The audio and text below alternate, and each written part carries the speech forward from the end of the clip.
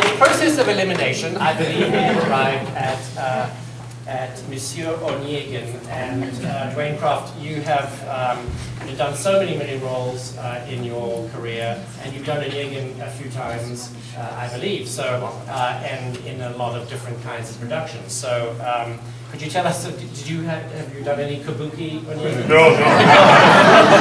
I've done a lot of traditional. I've done that one that Ray did. I did that one in Cologne, and then I did it again in Paris. Oh, right, really? The first time I did it was in St. Louis in English in 18 years ago, 1991, oh, really?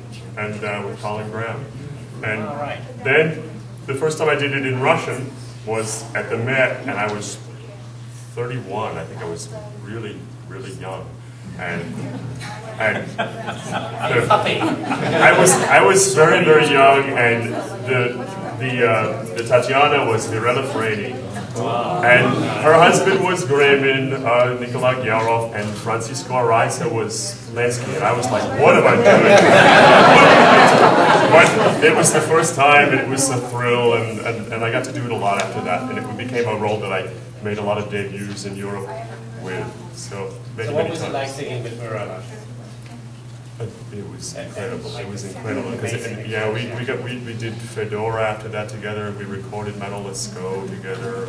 It's really she's one of the all-time incredible divas, but she's not really a diva. She's so down to earth. She's so real and so wonderful to work with that I just adore her. And how did you deal with the Russian? Did you? I really knew that it would take me a long time. So as soon as I finished in St. Louis, I knew I was singing it at the Met the following year, and I started immediately. And it took me. It really is a lot of repetition and being very repeating. Just you do 4 words. You get used to saying those 4 words, and then you add another couple of words, and you add another couple of words. It took me. I would say I gave it a good 9 months, and to get it. But now it's now been. This is the first time I've sung the role in over 10 years, and it was still there. All I had to do was like that.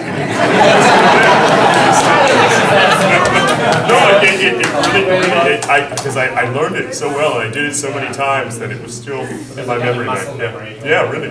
So did you work with a Russian diction coach at all? Yes, I coached it with quite a few different people, but the best experience was after I did it at the Met. I did it in Venice with this incredible old wonderful conductor named Vladimir Delman, and he knew Onegin like he'd grown up with it, and he was in his 80s, and he passed away soon after we did this.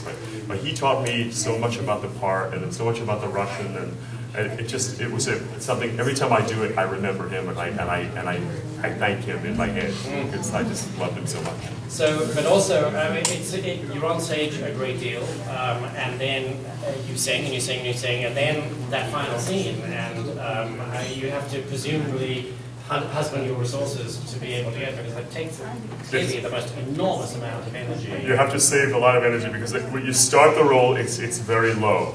So the best thing is don't warm up too much.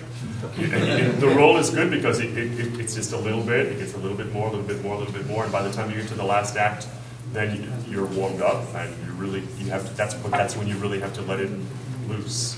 And the last scene is like a whole opera in itself. It really is quite exhausting, and but it's the most impassioned, it's the greatest. I love that scene, and so I really enjoy singing it. It's just, but you really have to save so much energy for that final exhausting scene. Yeah.